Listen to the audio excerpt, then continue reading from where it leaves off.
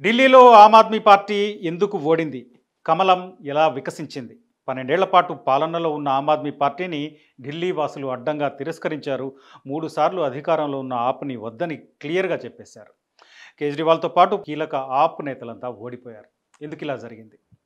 నేనో సామాన్యుడిని, మీలో ఒకడినంటూ రాజకీయాల్లోకొచ్చిన కేజ్రీవాల్‌ని హస్తిన ప్రజలు ఎందుకు కాదన్నారు? సామాన్యుడి పార్టీని సామాన్యులే ఓడించటం వెనుక జరిగిందేంటి? ఎందుకంటే గత 10 ఏళ్లుగా దేశంలో మోదీ హవా సాగుతోంది. దేశమంతా మోదీకి పట్టం కట్టినా ఢిల్లీలో మాత్రం ఆప్ హవానే సాగుతోంది. ఆప్‌నే గెలిపిస్తూ వస్తున్నారు. కానీ ఇప్పుడు అది రివర్స్ అయింది. చీపురుని వద్దనుకున్నారు, మూలన పెట్టేశారు ఢిల్లీ ప్రజలు. ఇందులో ఆప్ చేసిన తప్పిదాలేంటి? బీజేపీ హస్తిన ప్రజల నమ్మకాన్ని ఇలా గెలుచుకుంది. అసలు ముందు ఒకసారి ఆప్ ప్రస్థానాన్ని చూద్దాం. అవినీతికి వ్యతిరేకంగా మొదలైన ఉద్యమం నుండి ఓ రాజకీయ పార్టీ అవతరించింది. 12 ఏళ్ల పాటు ఢిల్లీని ఏలింది. ఓ జాతీయ పార్టీగా ఎదిగింది. దేశంలో నాటి కాంగ్రెస్ ప్రభుత్వానికి, దాని అవినీతికి వ్యతిరేకంగా చేపట్టిన ఉద్యమానికి అన్నా హజారే నాయకత్వం వహించారు. ఈ ఉద్యమంలో అరవింద్ కేజ్రీవాల్ కీలక పాత్ర పోషించారు. లోక్పాల్ బిల్లుకు సంబంధించి ఢిల్లీ నుండి ప్రారంభమైన ఉద్యమం దేశంలో నలుమూలలా వ్యాపించింది. ఈ ఉద్యమం చివరి దశలో కేజ్రీవాల్ కొత్త పార్టీ ఏర్పాటుని ప్రకటించారు. 2012లో ఆప్ ఏర్పాటైంది. కేజ్రీవాల్ ఈ పార్టీకి కన్వీనర్ అయ్యారు. అప్పట్లో ఆయనతో ఉన్న కుమార్ విశ్వాస్, యోగేంద్ర యాదవ్, ప్రశాంత్ భూషణ్ వీళ్ళంతా ఆప్ ఏర్పాటులో కీలకమైన వ్యక్తులు. వాళ్ళంతా ఆ తర్వాత ఈ పార్టీకి వేర్వేరు కారణాలతో దూరమయ్యారు. ఇక 2013 ఢిల్లీ అసెంబ్లీ ఎన్నికలు ఆప్‌కి అధికారాన్ని ఇచ్చిన మొదటి ఎన్నికలు. ఈ ఎన్నికల్లో ఏ పార్టీకి మెజారిటీ ఎక్కువ రాలేదు. కాంగ్రెస్ బయట నుంచి మద్దతు ఇచ్చింది. ఈ మద్దతుతో ఆమ్ ఆద్మీ పార్టీ మొదటిసారి అధికారంలోకి వచ్చింది. ఢిల్లీలో 70 అసెంబ్లీ స్థానాలుంటే ఈ ఎన్నికల్లో బీజేపీ 36 సీట్లు గెలుచుకుంది. కానీ 28 సీట్లు గెలుచుకున్న ఆమ్ ఆద్మీ పార్టీ 8 సీట్లు గెలిచిన కాంగ్రెస్ ప్రభుత్వాన్ని ఏర్పాటు చేశాయి. ఈ ప్రభుత్వం ఎక్కువ కాలం కొనసాగలేకపోయింది. ఆ తర్వాత 2015లో మళ్ళీ ఎన్నికలు జరిగాయి. ఈ ఎన్నికల్లో చీపురు అన్ని పార్టీల్ని ఊడ్చిపడేసింది. 70 సీట్లలో 67 సీట్లు గెలుచుకుంది. చీపురు దెబ్బకి మిగతా పార్టీలు అడ్రస్ లేకుండా పోయాయి. బీజేపీ కేవలం 3 సీట్లకు పరిమితమైంది. ఆ తర్వాత జరిగిన ఎన్నికల్లోనూ ఇదే ఫలితం రిపీట్ అయింది. కేవలం 5 సీట్లు తగ్గి 62 సీట్లు గెలుచుకుంది ఆమ్ ఆద్మీ పార్టీ. ఆ 5 సీట్లు బీజేపీ అకౌంట్లోకి వెళ్ళాయి. బీజేపీకి 8 సీట్లు వచ్చాయి. ఢిల్లీ ఓటర్లు అరవింద్ కేజ్రీవాల్ని మూడోసారి సీఎం చేశారు. దీని తర్వాత ఆమ్ ఆద్మీ పార్టీ నెక్స్ట్ లెవెల్కి ఎదిగే ప్రయత్నంలో పడింది. కేవలం ఢిల్లీకే పరిమితం కాకుండా, ఇతర రాష్ట్రాల్లో నామమాత్రపు పోటీ కాకుండా గెలిచే ప్రయత్నాల్లో దిగింది. గట్టి స్కెచ్ వేసింది. క్రమంగా ఇతర రాష్ట్రాల్లో కూడా విస్తరించింది. పంజాబ్ ఎన్నికల్లో అతిపెద్ద విజయం సాధించింది. సొంతంగా ప్రభుత్వాన్ని ఏర్పాటు చేసింది. ఇది ఆప్ ప్రస్థానం. కానీ లేటెస్ట్ ఎన్నికల్లో ఆమ్ ఆద్మీ పార్టీ దారుణంగా ఓటమి పాలైంది. 3 సార్లు గెలిచి ముఖ్యమంత్రిగా పనిచేసిన అరవింద్ కేజ్రీవాల్ 4వసారి ఢిల్లీ సామాన్యుడి చేతిలో ఓడిపోయారు. ఢిల్లీ సీఎంగా ఉంటూ జాతీయ రాజకీయాల్లో మోదీని నిలువరించగలిగేది నేనే, ఆ సత్తా నాకే ఉంది అని భావించిన కేజ్రీవాల్ ఇప్పుడు చతికిలపడ్డారు. ఈ ఎన్నికల్లో కేజ్రీవాల్ మాత్రమే కాదు, ఆమ్ ఆద్మీ పార్టీ కీలక నేతలు కూడా చాలామంది ఓడిపోయిన పరిస్థితి కనిపిస్తోంది. దేశ రాజధానిలో దశాబ్ద కాలం పైగా బీజేపీకి ఆమ్ ఆద్మీ పార్టీ కొరకరాని కొయ్యలా ఉంది. పంటి కింద రాయిలా తగులుతోంది. ఆప్‌ని ఎలాగైనా ఊడ్చేయాలని బీజేపీ చేయని ప్రయత్నం లేదు. ఇప్పుడు ఆ అటెంప్ట్‌లో సక్సెస్ అయింది. ఆప్ పరాజయానికి కారణాలేంటి అని చూస్తే దీనికి ఆమ్ ఆద్మీ పార్టీ వైపు ఉన్న కారణాలు కొన్నైతే, బీజేపీ చేసిన ప్రయత్నాలు సఫలం కావటం కొంతవరకు కారణం. రాజకీయాల్లో గెలుపు అన్నిసార్లు మన సొంతం కాదు. అంటే మన గెలుపు మనమే కారణం కాదు. ఎదుటి వాళ్ళ పరాజయం కూడా మన గెలుపు అవుతుంది. నిజానికి అరవింద్ కేజ్రీవాల్‌ను ప్రజలు ఆదరించడానికి ముఖ్యమైన కారణం ఆయనకున్న క్లీన్ ఇమేజ్. స్వచ్ఛమైన రాజకీయాలు చేస్తాడని ఉన్న ఇమేజ్, అవినీతి రహిత పాలన అందిస్తాడని ఉన్న నమ్మకం కేజ్రీవాల్ సొంతం. వీటితో పాటు విద్యా, వైద్య రంగాల్లో ఆయన తీసుకొచ్చిన మార్పులు దేశానికే తలమానికంగా మారాయి. అనేక రాష్ట్రాల్లో వాటిని అడాప్ట్ చేసుకున్నారు, అమలు చేస్తున్నారు. దేశవ్యాప్తంగా కూడా కేజ్రీవాల్‌పై సానుకూల అభిప్రాయం ఉంది. కానీ ఇదంతా ఏడాది క్రితం వరకు. ఏడాది కాలం నుంచి సీన్ మారుతోంది. గత ఏడాది లిక్కర్ స్కామ్‌లో కేజ్రీవాల్ అరెస్ట్ అయ్యారు. దాదాపు 5 నెలల పాటు జైలు జీవితం గడిపారు. ఢిల్లీలో తీసుకొచ్చిన కొత్త లిక్కర్ పాలసీలో క్విడ్ ప్రోకో జరిగిందనే ఆరోపణలతో కేజ్రీవాల్‌తో పాటు ఆప్ కీలక నేతలైన మనీష్ సిసోడియా, సంజయ్ కూడా జైలుకు వెళ్లారు. దీంతో ప్రజల్లో ఆప్ నేతలు తప్పు చేశారు అనే అభిప్రాయం ఏర్పడింది. ఈ ఎన్నికల్లో ఆమ్ ఆద్మీ పార్టీని బాగా దెబ్బతీసింది. బీజేపీ దీన్ని ఎన్నికల ప్రచారంలో బాగా వాడుకుంది. కేజ్రీవాల్ అవినీతికి పాల్పడ్డారని, అవినీతిలో కూరుకుపోయారని ప్రచారం చేసింది. అదే సమయంలో సాధారణ జీవితం గడుపుతున్నానని చెప్పుకునే కేజ్రీవాల్ తన బంగ్లాని కోట్లు ఖర్చు పెట్టి ఆధునీకరించుకున్నారని విమర్శలు గుప్పించింది. ఇది కూడా ప్రజల్లోకి బాగా వెళ్ళింది.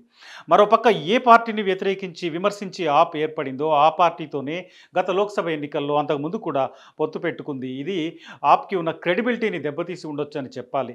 ఈయన కూడా అందరిలాంటి నేతే, ఆప్ కూడా అన్ని పార్టీల లాంటిదే, అన్ని పార్టీలాగానే రాజకీయం చేస్తోందనే భావనలో ఢిల్లీ ఓటర్లు పడి ఉంటారనేది ఒక వాదన. అయితే అదే కాంగ్రెస్ ఈ ఎన్నికల్లో విడిగా పోటీ చేయడం కూడా ఆమ్ ఆద్మీ పార్టీని దెబ్బతీసిందనే వాదన ఉంది. ఎందుకంటే ఈ ఎన్నికల్లో కాంగ్రెస్కి ఒక్క సీటు కూడా రాలేదు, కానీ 7% ఓట్ షేర్ సాధించింది. ఇక్కడ బీజేపీకి 47% ఓట్లు వస్తే ఆమ్ ఆద్మీ పార్టీకి 43% ఓట్లు వచ్చాయి. ఈ రెండు పార్టీల మధ్య చాలా స్వల్పమైన గ్యాప్ ఉంది. ఈ లెక్కన చూసినప్పుడు ఈ రెండు పార్టీలు కలిసి ఉంటే, అంటే ఆమ్ ఆద్మీ పార్టీ, కాంగ్రెస్ కలిసి ఉంటే ఫలితం ఇలా ఉండకపోయి ఉండొచ్చు. మరోపక్క గత 5-6 ఏళ్లుగా ఆమ్ ఆద్మీ పార్టీ పనితీరు మారింది. జాతీయ పార్టీగా మారిన తర్వాత ఇండీ కూటమిలో భాగంగా ఉన్న కూటమిలో తన సొంత అస్తిత్వాన్ని క్లెయిమ్ చేసుకునే తీరులో నడుస్తూ వస్తోంది. ఓ దశలో కాంగ్రెస్ని పక్కన పెట్టి మిగతా పక్షాలను ఏకం చేసి కాంగ్రెస్ లేని పక్షాన్ని ఒకటి తయారు చేయాలనే ఆరాటం పెరిగింది. ఆ ప్రయత్నంలో చాలా ఉత్సాహంగా ఉంది.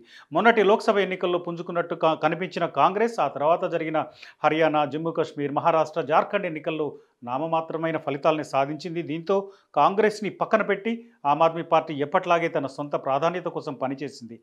అదే సమయంలో ఇండీ కూటమిలో అన్ని పార్టీలను కలుపుకుంటూ వెళ్లాల్సిన కాంగ్రెస్ తన లక్ష్యం కోసం ఏ స్ఫూర్తితో అయితే ముందుకెళ్లాలో దాన్ని దెబ్బతీసేలా ప్రవర్తించింది. ప్రాంతీయ పార్టీలు బలంగా ఉన్న చోట వాటికి ఎక్కువ సీట్లు కేటాయించాలనే ఆలోచనను విస్మరించి తనకే ఎక్కువ సీట్లు కావాలని డిమాండ్ చేయడంతో అది మొదటికే మోసం తెచ్చింది.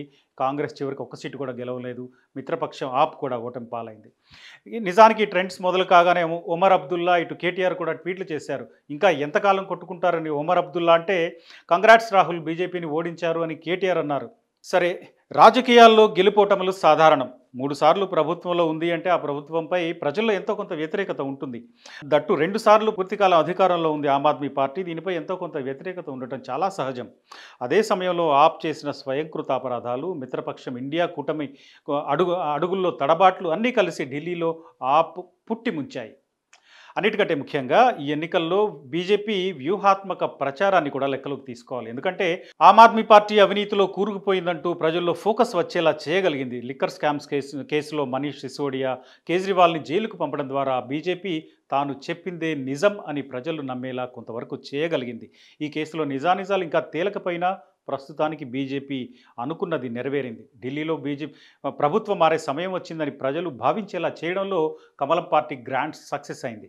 అవినీతిని తొలగించి మరింత మెరుగైన పాలన ఇస్తామని కూడా చెప్పింది. అటు కేజ్రీవాల్ కూడా 15 అంశాలతో మేనిఫెస్టో ప్రకటించారు, కానీ ఫలితం లేకపోయింది. ఇక ఈ ఎన్నికలకు ముందు వచ్చిన బడ్జెట్, ఈ బడ్జెట్లో సామాన్య ప్రజలకు, అంటే మధ్యతరగతికి పన్ను మినహాయింపు ఇచ్చారు.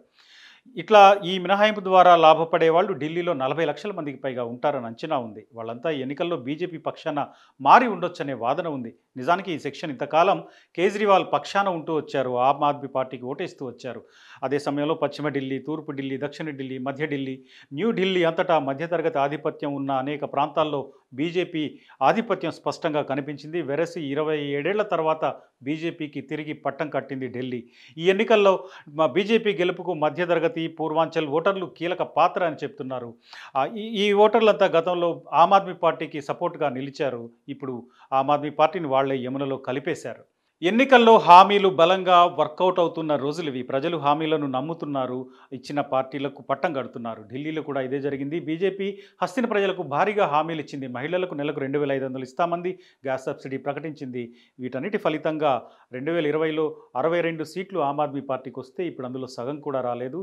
అదే ఎన్నికల్లో బీజేపీ 10 సీట్లకు పరిమితమైతే ఇప్పుడు అలా ఓకగా మ్యాజిక్ ఫిగర్ దాటింది, ఢిల్లీలో జెండా ఎగరేసింది. సో ఢిల్లీ ఎన్నికల ఫలితాన్ని చూస్తే బీజేపీ గెలిచింది కరెక్టే. బీజేపీ గెలవటం కంటే ఆప్ తనను తాను ఓడించుకుంది, కాంగ్రెస్ కూడా కలిసి ఓడించింది అని చెప్పొచ్చు. నిజానికి ఇంతకాలం పార్లమెంట్ ఎన్నికల్లో స్వీప్ చేసిన బీజేపీకి అసెంబ్లీ దగ్గరకు వచ్చేసరికి కేజ్రీవాల్ ముందు తలవంచాల్సిన పరిస్థితి ఉండేది. ఈసారి ఆ పరిస్థితి లేదు. కమలం హస్తినలో పాగా వేసింది.